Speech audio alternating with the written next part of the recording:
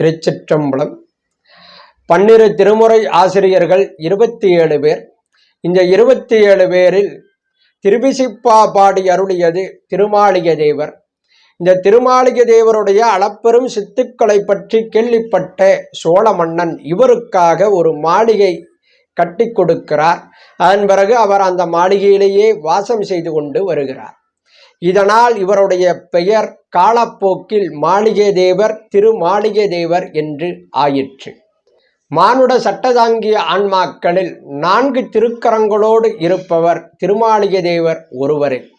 திருமாளிகை தேவர் அனுதினமும் சிவபூஜை செய்யக்கூடியவர்.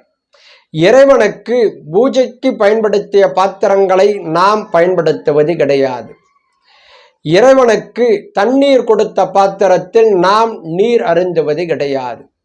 அதுபோல ஒரு நாள் திருமாளிகை தேவர் சிவபூஜை செய்து கொண்டிருக்கின்ற பொழுது தன்னுடைய தேவைகளை செய்வதற்கு பயன்படுத்திய கைகளை கொண்டு சிவபூஜை செய்ய வேண்டியது இருக்கிறதே என்று வருத்தப்பட்டமையால் இறைவனுடைய திருவருட்கருணையினால் உடனடியாக அவருக்கு புதிதாக 2 திருக்கரங்கள் தோன்றியது. அன்று முதல் அவர் 4 திருக்கரங்களோடு இருந்தார். இத்தகைய சிறப்பு வாய்ந்த திருமாளிகை தேவருடைய ஜீவசமாதி ஸ்தோத்திரமாகவும் சாத்திரமாகவும் விளங்கக்கூடிய திருமந்திரம் தோன்றிய ஊராக விளங்கக்கூடிய திரு ஆவடுதுறையில் அமைந்துள்ளது.